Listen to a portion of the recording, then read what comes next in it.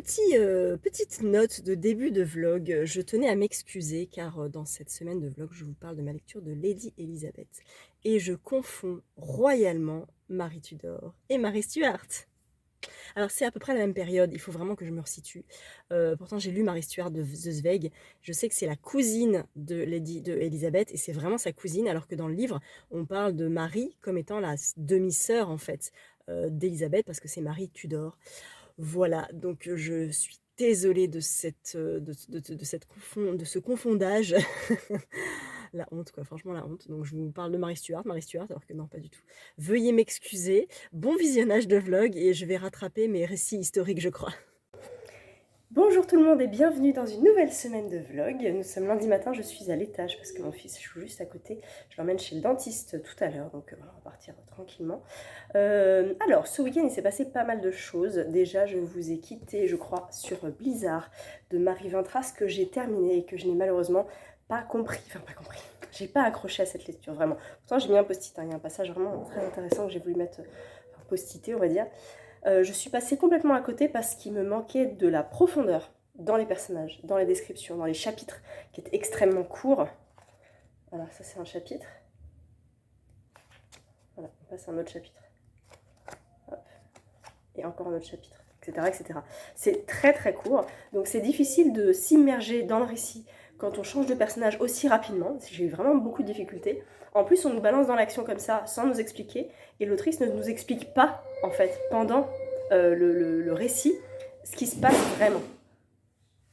Il y a beaucoup de sous-entendus, et encore, il faut vraiment creuser un maximum dans le récit en disant « Ah, peut-être qu'il se passe ça, peut-être que machin, c'est le fils de truc ». On a certains éléments, mais vraiment, je l'ai lu avec Mag, triple L de Mag, et à la fin, j'ai dit en fait, machin, c'est le frère de truc. Ah non, non, c'est le frère de machin. Ah d'accord, donc j'ai vraiment rien compris en fait. Et le fils, en fait, eh ben, il y a plein de choses qu'on ne sait pas, et je n'ai pas résolu énormément d'éléments, et ça m'agace. Quand on nous jette dans le bain comme ça, au début, des fois j'ai un peu de mal. Puis après, les éléments apparaissent et on comprend. Et là, c'est fort parce que tout se lit, et ça, c'est très intéressant. Mais là, il n'y a rien qui se lit. On ne donne pas d'indice. Donc, je suis complètement passée à côté. Voilà, je suis très énervée parce qu'il est dédicacé et que c'était un peu un achat compulsif qu'on avait fait avec Mag. On avait hésité le samedi, on s'était dit ah on sait pas, on avait écouté la conférence avec l'autrice, ça nous avait quand même donné très très envie. Et puis le dimanche, dernier achat, on s'est dit allez hop, c'est parti, on craque. Et voilà, elle a bien aimé. Elle a bien aimé certains aspects, surtout la fin je crois. Mais globalement, elle est peut-être pas, elle n'a pas non plus énormément accroché finalement. Donc voilà, c'est pas grave, ça arrive, ça sera mon petit flop du mois de juin, ça m'était, j'avais pas encore eu je crois. Donc même je crois que j'en ai pas eu en mai, il me semble, je sais plus. Donc voilà pour la lecture fin de week-end. J'ai ensuite commencé vraiment commencé, hein, voilà, j'ai lu 18 pages de Lady Elizabeth que je lis en lecture commune avec Estelle et avec mon club de lecture des dissidentes, voilà mon club de lecture que j'ai depuis de nombreuses années. On a sorti celui-ci de ma palle et on le commence là, un peu quand on veut, avant le repas qu'on se fait à la fin du mois. Donc voilà, j'ai très très hâte, c'est déjà très bien écrit. Alors je sais que Hélène, une copine du club de lecture qui est sur Instagram aussi, nous a dit que ça ressemblait un petit peu à du Philippa Gregory. Je n'ai jamais lu de Philippa Gregory, mais j'en entends tellement parler qu'il faudrait un jour que je m'y mette. Donc voilà, il fait 700 pages en grand format, il est énorme. Mais il a eu le temps de sortir en poche, donc ça fait vraiment très longtemps qu'on l'a dans notre palle avec Estelle. Parce qu'il a eu le temps de sortir en poche. La couverture est très jolie, un peu mystérieuse et je trouve assez sobre et élégante. C'est chez Hauteville, c'est mon premier Hauteville. Et voilà, j'ai hâte d'en savoir plus sur Elisabeth. Je sais que ça va me donner terriblement envie de regarder le film qui va sortir. Il y a un film ou une série, je crois. Que ça va me donner envie de lire d'autres bouquins, que je vais lire du Philippa Gregory, que je vais vouloir lire les Tudors, que ça va pas du tout, mais c'est pas grave. Donc j'ai super hâte. Donc bah, ça parle de Elisabeth Ier. Oh là, désolée, elle a mis hésité. Elisabeth Ier, voilà. Bah écoutez, vous connaissez Elisabeth, hein. Voilà, je vais pas vous faire le résumé. Donc voilà, ce week-end, c'était ma fête d'anniversaire et celle de mon fils aussi, parce qu'on a 5 jours d'écart, et quelques années aussi. Et du coup, j'ai reçu un joli livre, une intégrale manga, Le fleuve Shinano, de Hideo Okazaki et Kazuo Kamimura. Voilà, c'est une intégrale, donc ça veut dire que tout le manga est ici, et il me semble qu'il n'est pas tout jeune. J'ai un beau marque-page en plus. tiré de la BD Anaïs Nin, si vous connaissez, j'arrive pas, peut-être comme ça. Voilà. Qu'est-ce que je disais? C'était un manga qui n'était pas très récent. Oui, parce que le mangaka, le mangaka est né en 1940. Donc je suppose... Ah, 73. En 73, il dessine le fleuve Shinano. Ouais, donc... En fait, ça se voit un peu au niveau des dessins. Vous voyez que c'est un peu vintage au niveau du dessin. Voilà, j'aime beaucoup. Donc je vous lis le résumé. Le fleuve Shinano est le théâtre des premiers émois de Yukie Takano. Jeune femme à la beauté glaçante et irrésistible. Désir, passion et sensualité guideront ses choix dans cette société où la morale est pourtant intransigeante. Donc on sent société japonaise. Surtout à l'époque, je pense que ça doit être au 19e, peut-être avant. Marquée par la quête d'un amour véritable et sincère, le destin tourmenté de Yukie semble lié à ce fleuve capricieux dont le souvenir perdure. Voilà, c'est top top. Alors c'est pour public averti, parce qu'il y a peut-être des scènes un petit peu olé olé, mais en tout cas voilà, c'est une intégrale.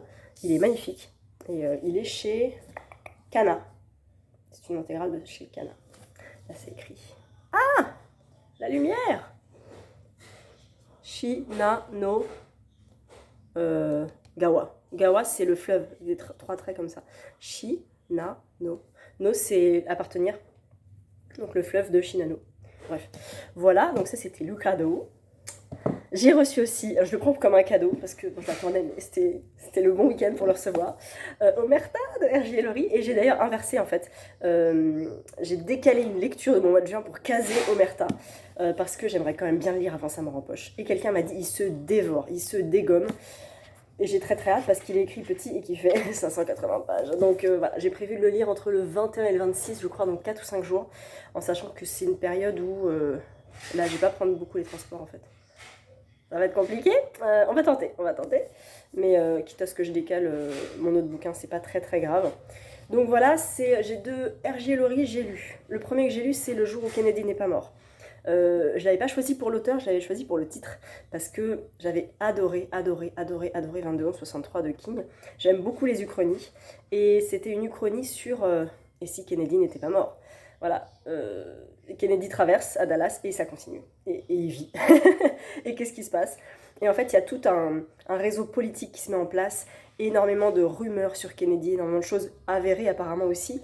Le lien avec sa femme qui n'était pas très bon, lui qui est un peu un coureur de jupons, et tout un truc comme ça très très politisé mais hyper accessible. J'ai adoré. Ensuite j'ai lu Seul le silence, que j'ai énormément aimé, adoré, et dont j'ai eu la BD grâce à mon petit gang. J'ai écouté Vendetta l'an dernier, qui a été une grosse claque, en plus en audio. Il fait 800 pages je crois, c'est un énorme pavé, mais j'étais sciée. À chaque fois que j'étais dans ma voiture, j'étais comme ça. Bon alors il y a des descriptions hyper glauques, mais vraiment hyper glauque, et quand c'est en audio c'est difficile de passer, donc j'écoutais, j'étais un petit peu comme ça dans la voiture, mais mafia à fond. Et là on retrouve le thème de la mafia aussi. J'ai pas lu de R.J. Ellery depuis juin dernier, ça fait 1 an, et il est très actif sur les réseaux sociaux, sur Instagram. J'avais discuté un petit peu avec lui, il m'avait conseillé Les Assassins et Le Carnaval des Ombres, son précédent, qui me tentait aussi beaucoup. Donc voilà, je pense qu'à Saint-Maur, je vais prendre celui-là, soit celui-là à faire dédicacer. Si je rentre vraiment dedans, si je vois qu'à Saint-Maur, il me reste 100 ou 200 pages, et si je suis à fond, je prendrai celui-ci à faire dédicacer. Sinon, je prendrai Seul le silence ou Vendetta. Je sais pas. Mais bon, pour sûr, j'en fais dédicacer un, ça c'est clair. Donc voilà. Et puis, samedi matin, j'ai craqué mon no-buy. Parce que ça faisait depuis le 7 mai que j'étais en no-buy. Et 7 mai, 11 juin, c'est quand même pas mal. Ça fait 1 mois et 4 jours. Donc c'était le bon moment pour aller en librairie. Oui, mon cœur. Oui, d'accord. Et j'ai acheté. Je travaille tout. Oui. Oui, je viens après. Je discute un petit peu, puis je viens après. J'ai acheté le tome 2 de Blackwater, of course, La Digue, et d'ailleurs j'en ai parlé à, c'est qui, Alexandra, de Gourmande de lecture sur Insta, qui m'a dit, bah écoute, moi c'est le seul tome que mon libraire n'a pas, et moi je lui ai dit, bah moi c'est le seul tome que mon libraire a, donc ils étaient complémentaires, c'est bien, et donc voilà, c'est un tome 2, hein, c'est Blackwater, je pense que vous en avez déjà entendu un petit peu parler peut-être de cette saga. J'ai pris aussi pour moi, parce que mon beau-père l'a gardé pour lui, ce qui est normal, parce que je lui ai offert, La Chute des géants de Ken Follett, que je vais lire plutôt en août, parce que si je lis en début de vacances, ça va me déprimer parce qu'il fait 1000 pages et que je vais mettre 10 jours, plus même à le lire peut-être. Et j'ai envie de dégommer un petit peu la palle là en début d'été. Donc voilà. Et j'ai craqué pour le nouveau Douglas Kennedy. Les hommes ont peur de la lumière, c'est chez Belfond. Et j'avais lu La Symphonie du hasard et fini par l'écouter aussi, le 3e tome. Et celui-ci, il en a tellement bien parlé sur Quotidien, sur d'autres plateaux télé. Il y a des très très très bons retours. Je sais que Séverine de Il est bien ce livre l'a adoré. Il est assez court, il fait 250 pages. Et j'attends qu'il soit à sa mort. J'aimerais bien qu'il soit à sa mort. Parce qu'en fait, peut-être que je lui ferai pas dédicacer celui-là. Mais je lui prendrai... Petite musique d'accompagnement. Je lui ferai pas dédicacer La Symphonie du hasard non plus. Peut-être que je lui prendrai À la poursuite du bonheur. Parce que si j'accroche à ça, j'ai accroché à La Symphonie du hasard, je veux continuer cet auteur, donc c'est l'occasion. Voilà, je pense que je vais aller jouer avec monsieur, et puis on va bientôt aller prendre le métro.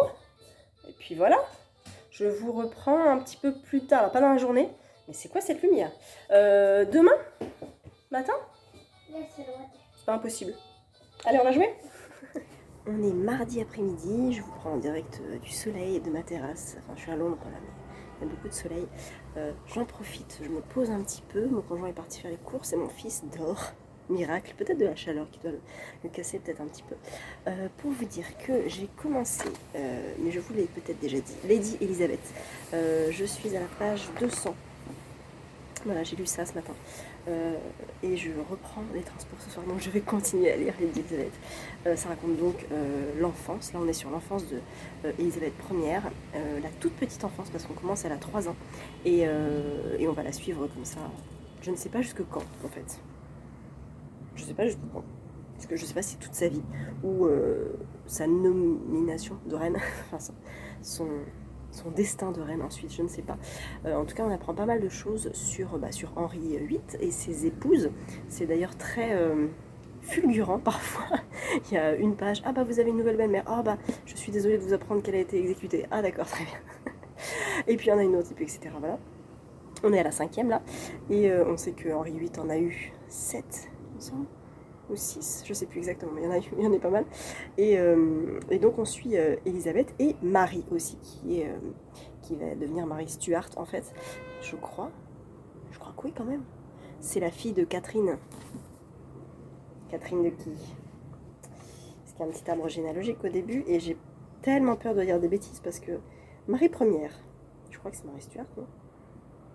La fille de Catherine d'Aragon, voilà. Et Elisabeth est la fille de Anne Boleyn. Et en fait, la première partie se passe en 1536, donc Elisabeth a 3 ans et Marie en a déjà 20 en fait, donc elles ont quelques années de différence. Et là où je suis en 1500, c'est combien, 1540 je crois, 1544. Donc Elisabeth est un petit peu plus âgée, elle affirme et elle confirme son désir de ne pas se marier. Son père n'est pas vraiment d'accord avec ça, mais on sent vraiment qu'elle a un caractère hyper prononcé et ça me plaît bien. J'en sais très très très peu sur Elisabeth. J'en sais un peu plus sur Marie Stuart, qui était donc la demi-sœur, mais j'ai vraiment peur de dire des bêtises en fait, parce que là elle est présentée comme sa sœur parce qu'elle est fille de Catherine d'Aragon, mais en vrai je sais pas. Je ne suis pas folle, j'ai regardé sur internet et c'est bien Marie Stuart dont on parle, qui est présentée comme la cousine dans mes souvenirs d'Elisabeth, alors qu'en fait c'est sa demi-sœur, parce qu'en fait elles ont le même père. Et là, il s'avère que Henri veut un héritier homme pour gouverner, il a un héritier homme, mais Elisabeth veut gouverner en tant que femme. Enfin, elle se dit, bah, il n'y a pas de raison, pourquoi pas une femme après tout. On sent vraiment qu'elle s'affirme, hein. Et j'aime beaucoup. C'est bien écrit, mais c'est pas le propos.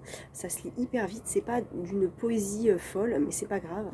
J'apprends pas mal de choses, c'est très très abordable, historiquement très intéressant aussi, et ça me plaît énormément. Il fait 700 pages et vous voyez, finalement il se lit vraiment bien. J'ai prévu de le lire jusqu'à vendredi et je vais avoir pas mal de transport normalement, donc ça va carrément le faire. Je le lis avec Estelle et avec mes petites dissidentes aussi, club de lecture, et tout le monde semble apprécier, donc ça c'est top. Donc voilà, je le reprends tout à l'heure. Je le mets là. hier, dans la voiture, j'ai pu avancer l'américaine de Catherine Bardot. Je suis à la moitié et je suis au discours de Martin Luther King, très important et très agréable à écouter. Enfin, pas, le discours n'est pas à écouter, mais là, le passage sur le discours, les descriptions sont très agréables. En audio, ça passe vraiment top, top, top. Il y en a qui ont moins aimé le tome 2 que le tome 1, c'est vrai que je trouve moins d'attachement à Route que j'ai pu en avoir avec Alma et Willem, mais peut-être que ça vient de la période historique, peut-être que ça vient des personnages secondaires qui entourent Route, mais en tout cas à l'audio c'est top, top, top. Donc j'hésite à m'acheter le tome 3 à sa mort peut-être. Voilà, en tout cas c'est très plaisant. Donc il me reste 4 heures je crois et je l'aurai fini largement à la fin du mois, donc ça sera parfait. Je ne reprendrai pas le livre audio, je vais suspendre mon abonnement là pour l'été et j'écouterai des podcasts parce que j'en ai des tonnes à écouter. Et j'ai reçu un petit colis de chez Pavot Fayard, et je sais ce que c'est, je le vois. On m'avait dit que l'auteur voulait m'envoyer son livre. En fait je devais aller déjà à la rencontre avec l'auteur, c'est un livre de la rentrée littéraire qui paraît donc le 17 août chez Rivage. C'est Miguel Bonnefoy avec L'Inventeur. Voilà. Alors, il est assez court et il est donc dédicacé. Merci beaucoup pour Florence. Ce roman promet au plaisir de se rencontrer un jour. Oui. Ce roman promettait. Voilà, merci beaucoup. Merci beaucoup Miguel. Il a été dédicacé le 20 mai 2022. J'aime bien quand ils mettent la date. Comme ça permet de se rappeler en fait. Il a écrit d'autres choses. Alors Sucre Noir, ça me dit quelque chose. Mais alors le reste pas du tout.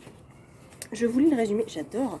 Le bandeau en fait est tout brillant. Ça se voit pas trop mais il y a des paillettes et tout. C'est rentrée littéraire et Rivage, donc je vais peut-être le laisser.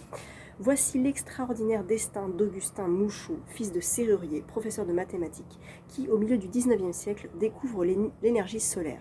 La machine qu'il construit, surnommée Octave, finit par séduire Napoléon III. Présentée plus tard à l'exposition universelle de Paris en 1878, elle parviendra pour la première fois, entre autres prodiges, à fabriquer un bloc de glace par la seule force du soleil.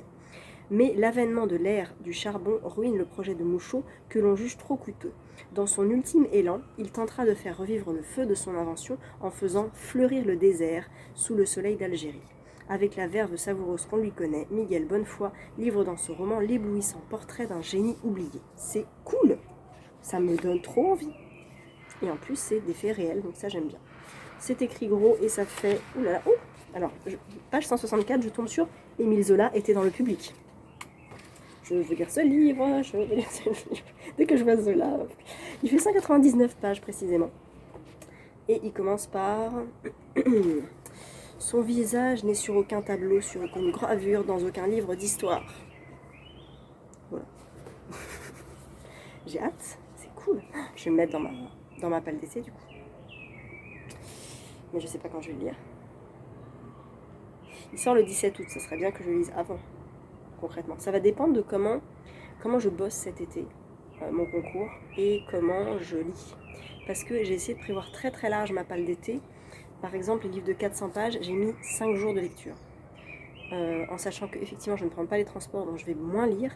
Et les moments où je vais lire, ça va être à la maison. Donc ça va dépendre de la sieste de mon fils ou pas, de si je lis le soir ou pas. Mais je préfère prévoir large. Et tous les livres de ma palle d'été me font 64 jours de lecture. Ce qui est plus qu'un été. Mais il va y avoir des temps où je lirai plus, des temps où je lirai moins, puis des temps où je bosserai aussi. Mais j'aimerais bien bosser un peu tous les jours, pas tant, une demi-heure, 3/4 d'heure en fait, ce qui n'est pas énorme, mais presque quasiment tous les jours j'aimerais bien. Puis j'aimerais bien 1 heure de lecture par jour en fait. Dans le meilleur des cas, 100 pages par jour, ce serait le bonheur, mais entre 50 et 80 pages, j'aimerais bien. Donc, et puis ça va dépendre de la taille des livres, de la manière dont c'est écrit. Je dirais pas un Ken Follett aussi vite que le Julien Dufresne-Lamy peut-être, qui est écrit aussi en SMS à certains moments. Donc je sais pas, j'ai hâte et en même temps j'ai envie de lire plein de choses, mais j'ai quelque chose à préparer au niveau du boulot.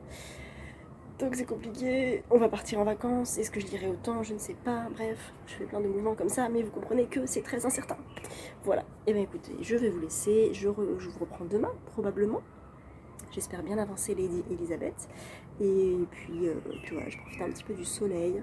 Oh, j'ai envie de dormir en fait. Je vais peut-être dormir. Parce que je lis ce soir de toute façon, donc si je m'avance pas maintenant, c'est pas très grave. J'ai pas fini le pli de Zweig. Je le finirai à l'occasion. C'est des lettres hein, de toute façon, donc c'est pas très grave si je les finis pas tout de suite. Et puis voilà, j'espère que vous profitez un petit peu du soleil. Je sais pas si vous êtes à contre-jour ou si vous me voyez bien. Donc voilà, je projette un peu plus Saint-Maur encore. J'ai bien mon tableau, je sais qui je dois voir quand, quel livre je fais dédicacer. Donc ça se confirme, concrétise même un petit peu plus. Et puis après, bah, ça sentira les vacances, hein, clairement. Donc ça va être chouette. Voilà, ça va être trop chouette.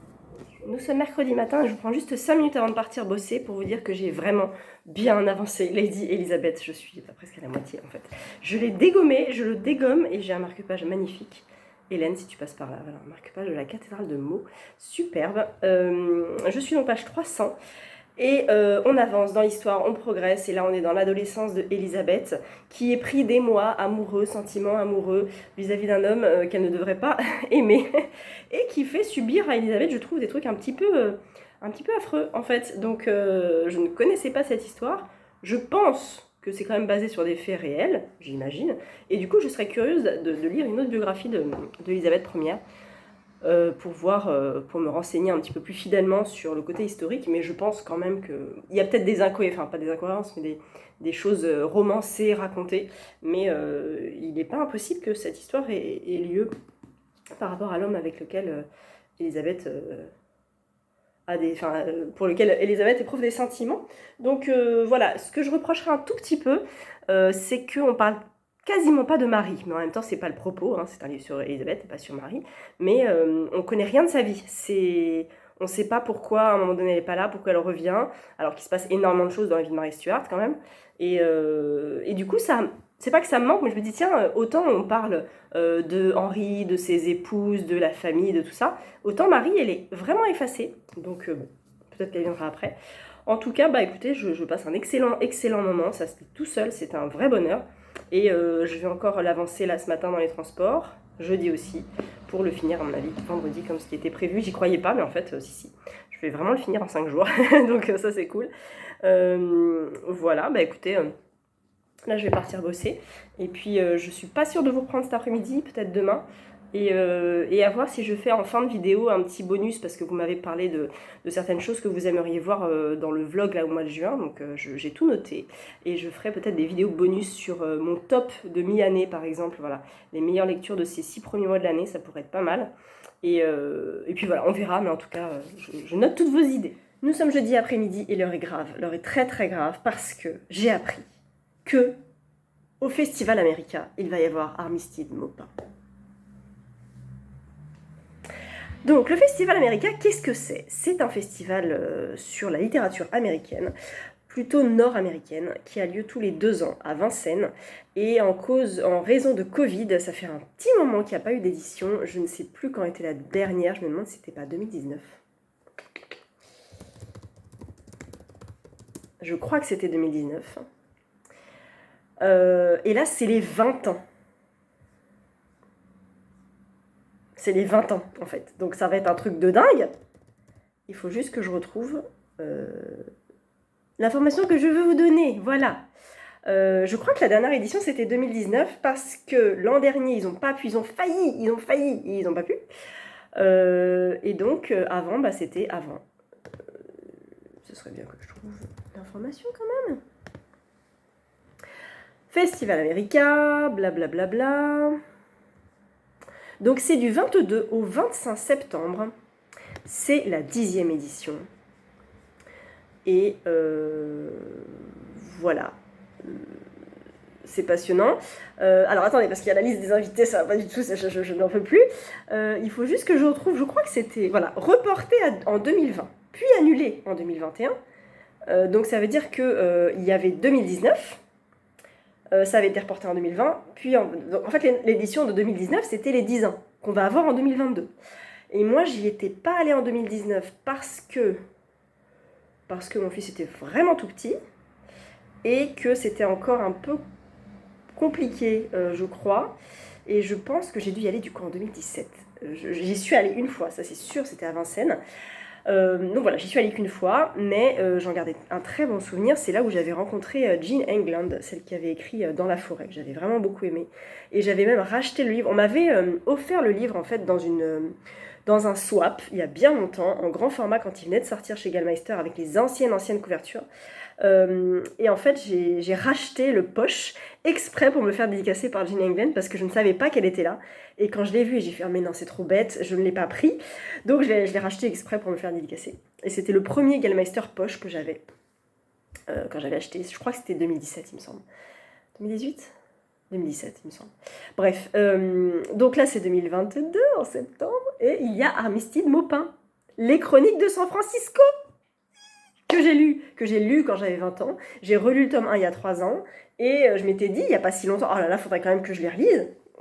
Voilà, il faudra que je m'en case un cet été. Et pour le Festival America, les auteurs sont un petit peu dingues. En fait, il y en a plein.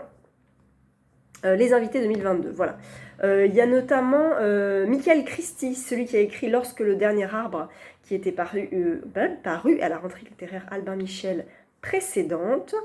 Il y a aussi... alors attendez... Russell Banks, ça me dit quelque chose mais je sais pas pourquoi. C'est tout en fait. C'est tout ce que je connais, à part... Ah mais c'était pas. Richard Ford aussi, ça me dit quelque chose. Mais voilà, c'est que la littérature nord-américaine.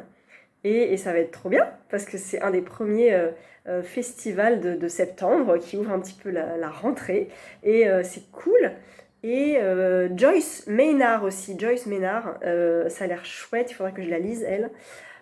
Qui est-ce qu'il y a d'autre? Il y a 70 auteurs. Julie Otsuka. Ah, c'est pas celle qui voulait voir la mer, il me semble. Et là, c'est La ligne de nage qui sort en septembre. Ah oui, du coup, on parle plutôt de leur futur roman. Shannon Poufal, et nous nous enfuirons sur des chevaux ardents. C'est Albin Michel, j'avais été à la soirée justement, Albin Michel, elle était là. J'avais pas suivi sa conférence, mais j'étais de l'autre côté, mais elle était là. Et puis, il y a déjà tous les auteurs en fait, j'hallucine. Il y en a 70, c'est pas énorme, mais en fait c'est que des auteurs américains, donc il n'y a même pas d'auteurs français, c'est normal, ça s'appelle le Festival America. En tout cas voilà, allez voir sur le site Festival America, vous tapez, vous allez tout trouver. Et je suis trop contente, je pense que ça va être la cohue pour Armistice Maupin, mais je veux essayer vraiment d'en lire un autre cet été, en sachant que je peux quand même en caser en septembre, parce que c'est quand même le 22 septembre, donc j'ai aussi le mois de septembre pour le lire si je veux. Il est pas dans ma palle, il est même pas dans ma palle. Il faudrait que je vous le sorte, mais il est bas, il est très très bas dans ma palle, il est tout derrière, donc j'ai la flemme. C'est les vieilles éditions 10-18. Et voilà, j'avais lu le tome 1 et relu le tome 1, et j'aime tellement le personnage de Michael, il est vraiment génial. Si vous ne connaissez pas cette saga, c'est une vieille saga, je sais pas quand elle est sortie. Chronique de San Francisco. Très agréable ce bruit de clavier, je pense que vous subissez, hein, j'en suis désolée. San Francisco, non, San Francisco. Coco, voilà. En fait, il est ressorti il y a un moment, chez François Zir en 2016, et 10-18 l'a ressorti en 2012. Et moi, mon édition, elle date de 2000. Mon édition a 20 ans, 22 ans. Et voilà, je l'avais lu le 29 juillet 2019, précisément. Donc voilà, Chronique de San Francisco, nouvelle Chronique de San Francisco, le tome 2, autre Chronique de San Francisco, le tome 3, Baby Cakes, le tome 4, D'un bord à l'autre, le tome 5, je crois que j'avais commencé mais j'avais pas fini celui-là. Bye Bye Barbary Lane, le tome 6, que j'ai donc pas du tout lu, mais qui est dans la même édition 10-18 que j'ai. Donc il y a peut-être moyen que je l'ai. Et après, Michael Tolliver est vivant, le tome 7, c'est chez Point. Du coup là, c'est plus 10-18. Donc si je veux la suite, il va falloir que je me le procure chez Point. Il est sorti en 2009. Le tome 8, Marie-Anne en automne, est sorti aussi chez Point. En 2012 aussi. Et le tome 9, le dernier tome, c'est Anna Madrigal, qui est sorti il n'y a pas longtemps. Il est sorti en 2016. Et il est aussi chez Point du coup. Donc voilà. Encore une excuse pour ajouter un livre dans ma palle de cet été, c'est formidable. Voilà, et bah écoutez, je n'ai rien d'autre à vous dire, à part que j'ai avancé un tout petit peu Lady Elisabeth ce matin dans les transports, mais pas assez pour moi. Je suis page 466 et donc il m'en reste 240. Ça craint, sachant que ce soir je vais bosser et que je prends la voiture, donc je vais écouter l'américaine et pas lire Lady Elisabeth. Là tout de suite, il faut que j'aille à la pharmacie. Et après, je vais chercher mon fils. Donc après, je ne pourrai pas lire. Donc ça rapporte à demain. Demain, j'ai une réunion, donc je prends les transports. Et après, il faut que j'aille sur Paris, au marché Saint-Pierre. Voilà, ma vie est passionnante. Voilà, qu'est-ce que je peux vous dire d'autre? Bah rien, on va s'arrêter là. Mais je suis trop contente pour le festival américain. Et vous savez quoi? On va à Brive avec le gang, ça va être top. Et on a hâte parce que c'est les 40 ans de Brive, en fait, du festival du livre de Brive. Oh, la foire du livre, ça va être trop bien. En sachant qu'au niveau salon, je vais un peu limiter les dégâts parce que mon concours arrive bientôt et que je ne pourrai pas notamment faire le festival du livre noir, le festival sans nom de Mulhouse. Donc voilà, ce qui est cool, c'est que là, je vais à Saint-Maur, je vais au festival américain en septembre, je vais à Brive en novembre. On est bien, on est bien. Et puis qu'il y a du polar en avril. Voilà, il y a toujours des trucs, bien sûr, mais en tout cas, ces salons-là, ça va être trop cool. Ça va être vraiment, vraiment trop cool. J'ai super hâte. Voilà, c'est trop bien. Nous sommes jeudi 18h15 et je suis dans les bouchons. Et je me dis, bon bah je vais vlogger parce que vous m'avez posé des questions. Donc voilà, je vous prends en direct de ma voiture, en direct des périphes, on adore. Et je vais rebondir sur des questions qui m'ont été posées et j'en ai noté deux là. La première, c'est mon évolution en matière de goût littéraire au fur et à mesure des années. Et la deuxième, c'était mes attentes en fonction d'un livre. Alors ces deux questions qui sont très intéressantes pour moi, en fait, pour me remettre aussi en question et pour me cibler parfois un peu mieux. Il y a quelques années, alors j'ai commencé ma boulimie de lecture il y a 7 ans maintenant presque. En juillet 2015, quand je suis partie, alors déjà ça bouge un petit peu, mais la route est un petit peu pourrie. Donc en juillet 2015, où j'ai lu 3 livres en une semaine parce que j'étais en vacances et j'avais rien à faire à part lire, dormir, manger, bronzer et me baigner. C'était très sympa d'ailleurs, je referais bien l'expérience. Et du coup, j'avais lu la biographie de Martha Graham, j'avais relu Si c'est un homme de Primo Levi et Une vie de Isadora Duncan. Donc 2 livres plutôt pour le boulot en ce qui concerne la danse et Primo Levi. Et j'avais lu les 3 bouquins en une semaine, ce qui était un petit peu énorme pour moi. Et j'en ai voulu plus, tout ça. Et je m'étais tournée ensuite plus vers le polar thriller. J'avais vraiment dévoré plein de thrillers, de polars, tout ce qui était Claire Favant, Ingrid Desjours, Maud Mayeras. J'avais commencé Sir Cédric aussi, ça c'était à l'époque plutôt 2017-2018. Donc beaucoup de polars. J'avais testé Tillier, j'avais lu quoi encore, il y en a trop. Bref, j'étais dans ma période thriller polar, j'accrochais bien. Et puis en fait, en 2016 ou 17, j'ai reçu Le parfum du bonheur est plus fort sous la pluie de Virginie Grimaldi, qui était, quand je l'ai reçu, un bouquin feel good, hein, comme on dit, qui me paraissait bon, ouais, ok, pourquoi pas. Ce livre, je l'ai lu non seulement en une journée, presque d'une traite, et en plus c'est le premier qui m'a fait pleurer. Voilà, parce qu'il y avait des lettres à la fin d'une mère à sa fille ou d'une fille à sa mère, tout ça, et ça m'avait vraiment beaucoup touchée. Je ne pourrais pas le relire aujourd'hui, voilà, c'est comme ça, mais c'était vraiment le premier qui m'a surpris et qui m'avait fait dire « Hey, mais c'est cool !» Donc j'ai commencé aussi à lire du Aurélie Valogne, des petites lectures un peu fraîches d'été, tout ça, qui étaient très très sympa. Donc j'ai élargi un petit peu mon cercle de lecture, de genre de lecture, et c'était bien chouette. Donc au final, je ne suis pas fermée au genre littéraire, sauf les livres politiques, tout ça, ça ne m'intéresse pas. La science-fiction, fantasy, fantastique, j'en lis vraiment très ponctuellement, parce qu'il y en a plein d'autres qui me font envie. Et sinon, je lis du classique, du contemporain, du thriller, du polar, du jeunesse, de l'essai, de l'historique, pas trop de romance quand même. Mais voilà, j'ai quand même un panel assez large de lectures que j'aime. Donc ça s'est fait au fur et à mesure du temps en fait, et au fur et à mesure que je recevais aussi des services presse au début, parce que je suis curieuse, je suis vraiment toujours curieuse, et curieuse de découvrir des nouveaux auteurs, des nouveaux styles, et je suis pas fermée, et du coup, et ben justement ça vient sur l'évolution. Et l'attente d'un livre, c'est que maintenant je deviens exigeante, parce que je suis grosse lectrice, je pense. Je lis 120 romans par an, donc voilà. Et je deviens plus exigeante en matière de thriller. Je suis extrêmement exigeante en matière de thriller, et c'est pour ça peut-être que j'en lis moins, parce que j'ai peur de me planter, j'ai peur de perdre mon temps avec des guillemets, j'ai peur de m'ennuyer, de retrouver un schéma répétitif que j'ai déjà vu. Voilà, j'ai besoin, quand je lis un thriller, en tout cas un thriller polar, mais surtout thriller, d'être secouée, d'être balancée et baladée, et qu'à la fin je me dise mais non, c'est pas vrai. Ça, j'adore ça. Donc c'est ça que je recherche chez un thriller.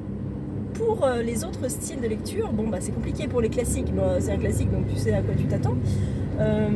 J'attends une plume, j'attends une poésie, j'attends un style travaillé, ça dépend. Et puis même en matière de thriller, il y a des thrillers hyper poétiques, il y a des romances très belles aussi, mais dans le sens où c'est pas cucul-la-praline, ça me plaît aussi.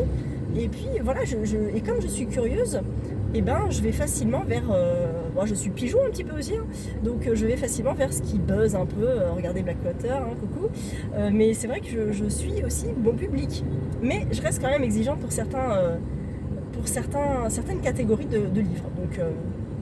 Donc voilà, mes goûts ont vraiment évolué en 6-7 ans là. Non, c'est pas 7, ah si, 2015, ouais, ça fait 7 ans.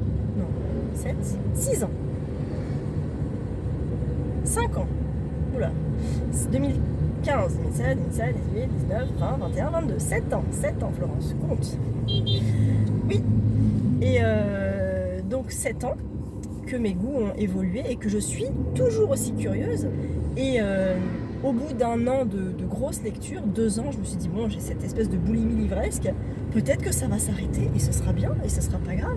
Mais ça ne s'arrête pas, parce qu'il y a toujours plus de livres et plus de genres à découvrir et plus d'auteurs à lire, et c'est génial. Donc voilà, je pense que ça s'arrêtera jamais en fait.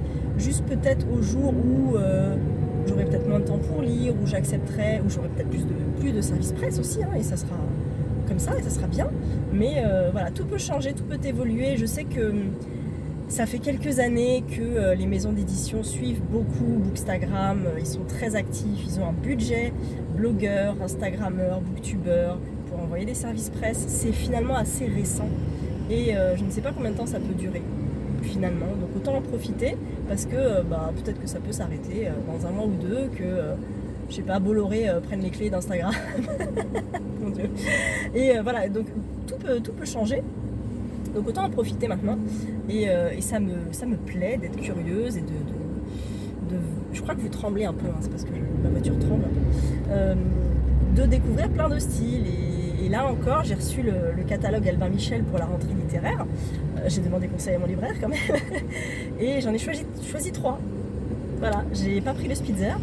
J'ai pris Emmanuel Favier, je crois. J'ai pris Jennifer Richard et puis une autre sur un bouquin sur la condition noire aux États-Unis et le féminisme.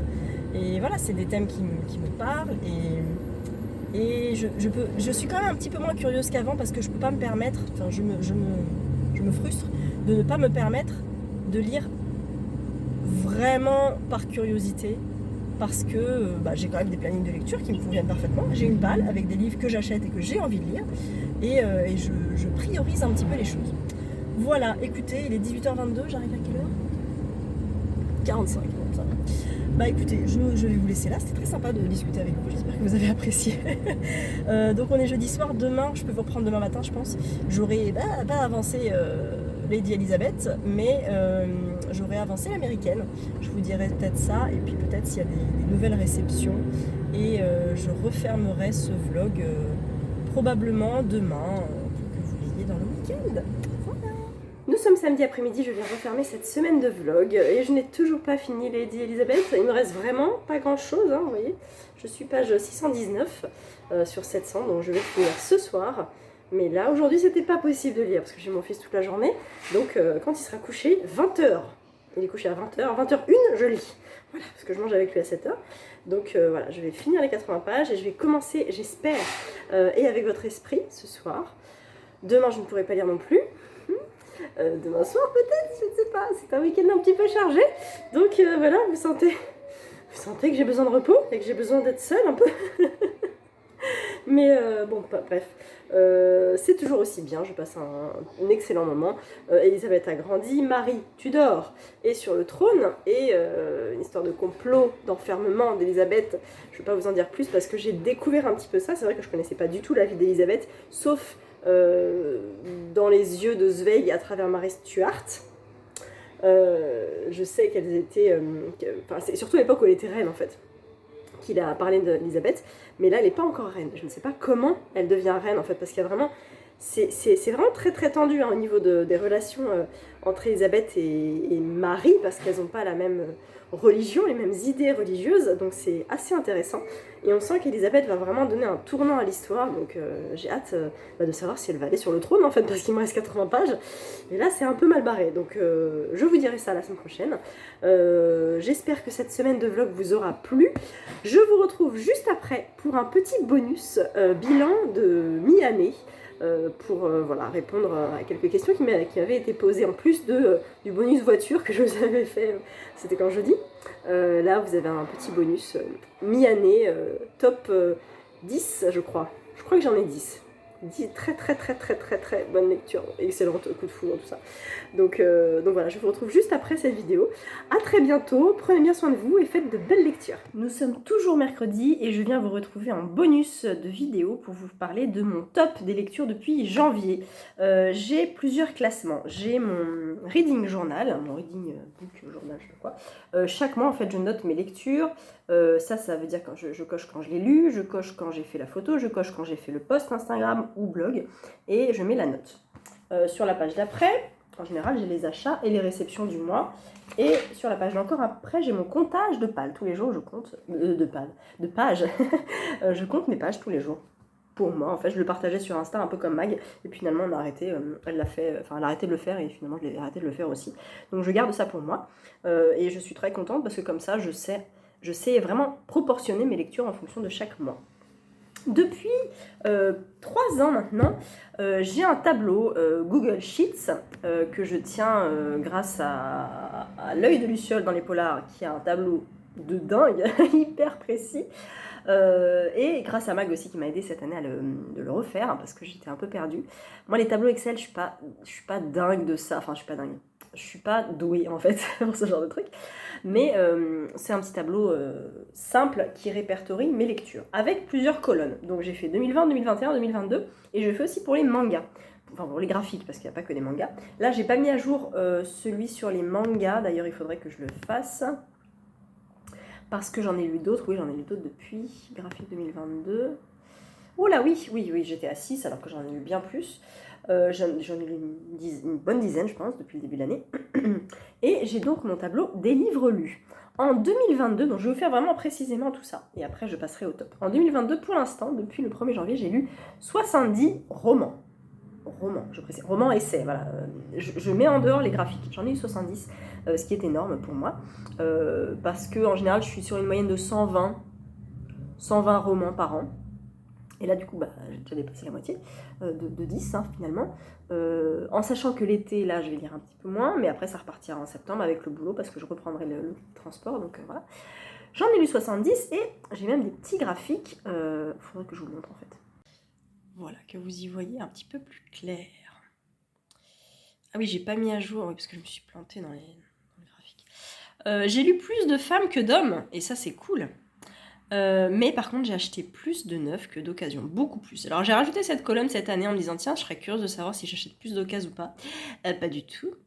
Ensuite au niveau des genres, alors poche et grand format je lis pour l'instant plus en poche. J'ai quand même 7% d'audio et le style je lis beaucoup de contemporain, pas mal de thrillers. Alors dans le thriller je mets thriller polar, un peu de cozy mystery, pas mal d'essais en fait, 12% d'essais.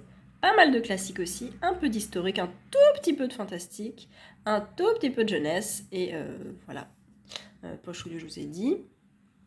Et voilà, les maisons d'édition très variées, hein, comme vous pouvez le constater. Et ça, c'est quoi? Ah oui, Service Presse. Service Presse, pas tant, donc j'ai plutôt baissé ma palle. En ce qui concerne, alors j'ai commencé à le faire là au niveau des notes, je les avais répertoriées, puis après j'ai arrêté, mais c'est pas grave. Donc vous voyez à quoi ça correspond, tout ce que j'ai pu lire. Voilà. Le format, 9 occasions, service presse ou pas, si c'est un homme ou une femme, le genre et le nombre de pages. Donc on est en moyenne à 4000 pages, 4120 pages par mois. Et je suis déjà à un total de 24 000 pages depuis janvier. Donc tout ça est assez précis niveau graphisme, mais moi ça me plaît en fait, ça m'aide, c'est très clair pour moi. Et je n'ai pas envie de le simplifier pour l'instant, il me convient très bien. Donc, voilà. Alors, en ce qui concerne les top lectures, si on reprend depuis janvier, j'ai entouré mes top lectures, bien sûr. Il y en a quelques-unes quand même. Hein. Top lecture, pour moi, c'est 19 ou 20. Voilà. Donc, en janvier, j'ai eu une top lecture, c'est Mémoire de la forêt de Michael Brun-Arnaud, qui est mon top d'amour jeunesse. Voilà, je vous en ai déjà parlé. Mémoire de la forêt, ça fait 1. Février, j'en ai eu 2. J'ai eu Lire de la famille Pivot, là, Cécile et Bernard Pivot. Et j'ai eu aussi America. Et oui, coup de cœur, j'ai mis 19 pour les deux. J'aurais même pu mettre 20 pour lire, je pense. Mais voilà, donc on est sur 3. Ensuite, au mois de mars, j'en ai eu 3. J'ai un nom de Chanel Miller, dont je vous avais parlé. Un long, si long après-midi aussi, gros coup de cœur.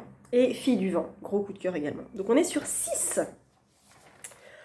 Au mois d'avril, j'en ai eu 1, donc ça fait 7. C'est Préparez-vous pour la bagarre, défaire le discours sexiste dans les médias de Rose Lamy, que j'ai vraiment adoré. J'ai mis 19 également, donc ça fait 7. En mai, j'en ai un audio, Paris-Briançon de Philippe Besson, donc ça fait 8. Et pour l'instant, en juin, nous sommes à 2 coups de cœur, donc on est à 10 coups de cœur, Mamie Luger et Les villes de papier. Voilà. Donc j'ai déjà 10 coups de cœur en 6 mois. Je parle des gros coups de cœur. J'ai eu des très bonnes lectures où j'ai mis 18 et tout, j'ai passé un excellent moment, mais c'était pas le truc du coup de cœur absolu. Et là, il y en a déjà 10 qui sont dans mon cœur absolu. Voilà, donc ça c'est le top, c'est mon top lecture en fait de mi-année. Et comme ça, vous avez vu un petit peu bien mon classement et mes graphismes. Et mon reading journal, je le tiens là depuis octobre 2020. Donc ça va faire 2 ans. Alors il a évolué. Au début, je mettais donc les lectures, je mettais donc à lire, lu et blog. Je mettais les lectures communes, les challenges. Alors c'est vrai que là, il y a moins de challenges. Le dernier que j'avais fait, c'était Mars au féminin, mais finalement, tout rentrait dans mon challenge, donc j'avais pas à refaire une page exprès pour Mars au féminin. Sinon, le challenge que je fais, j'avais fait celui de Cécilia en automne. Vite fait le Cold Winter, le Victober, bien sûr. Et après, un challenge... Non, c'était pas le Cold Winter que j'avais pris. Je crois que j'avais pris encore celui de Cécilia en décembre. La semaine à 1000, au début, je les faisais comme ça, avec une frise en fait, pour atteindre les 1000 pages, avec chaque jour ce que je lisais. Et puis finalement, vu que j'ai mon comptage de pages chaque jour, je surligne les jours où c'est les semaines à 1000, et comme ça, je compte en fait tous les jours ce que je lis. J'avais aussi le bilan du mois avec combien de livres lus, combien de coups de cœur, combien de très bonnes lectures, déceptions et combien de livres dans la palle.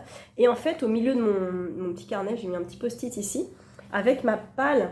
Voilà, donc vous voyez qu'à partir de septembre, je l'ai compté depuis septembre, j'avais quand même 68 livres dans ma palle en septembre, j'en ai plus que 47. En fait, j'en ai 47 au 31 mai, mais là, j'en ai 44. Donc ça, c'est cool, c'est 24 de moins. Alors que je reçois des services presse et que j'achète des bouquins. J'ai fait la razzia à Lyon, que j'ai fait la razzia à Brive aussi, donc ça c'est top. Et j'avais fait un tri dans la palle entre octobre et novembre. J'en avais enlevé 15, ouais. Donc bon, ça a beaucoup aidé aussi, j'avoue. Mais bon, 47, puis j'étais remontée à 50 en décembre, 50 fin janvier, 57 fin février, 49 fin mars, et puis 53 début avril parce qu'il y avait le Kenny Polar.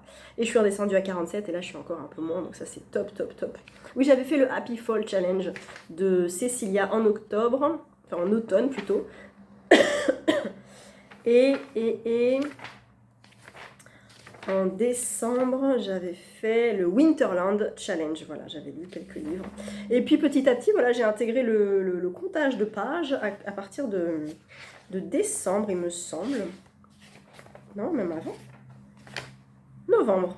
Non, octobre. Ah bah tiens, octobre. Ça fait depuis octobre que je compte mes pages. En octobre, j'en ai lu, bon je vous le dis, mais c'est à titre indicatif, 3700. En novembre, 4220. En décembre, 3977. En janvier, 5015. J'ai beaucoup pris les transports en janvier. En février, 4590. En mars, 5475. En avril, 4529. Donc vous voyez, on est sur une moyenne de 4002, 4004 à peu près. 4766. Et en juin, bah, j'ai pas encore calculé. Voilà, j'espère que ces petites infos vous auront plu. J'ai noté d'autres choses que vous m'aviez demandé, donc ça sera peut-être dans une prochaine vidéo. Mais j'essaie comme ça de vous donner voilà, mes tops, peut-être les flops. Je pourrais vous parler des flops aussi, des livres que j'ai abandonnés. Mais c'est plus difficile d'en parler parce que j'aime pas. Parce que je me dis que quand même pour écrire un bouquin, il faut un certain talent. Donc les gens ont peut-être pas envie que je dégomme leur bouquin comme ça. Juste dire que c'est des flops, mais voilà, et bien écoutez, je vous dis à une prochaine fois, à bientôt dans un prochain vlog.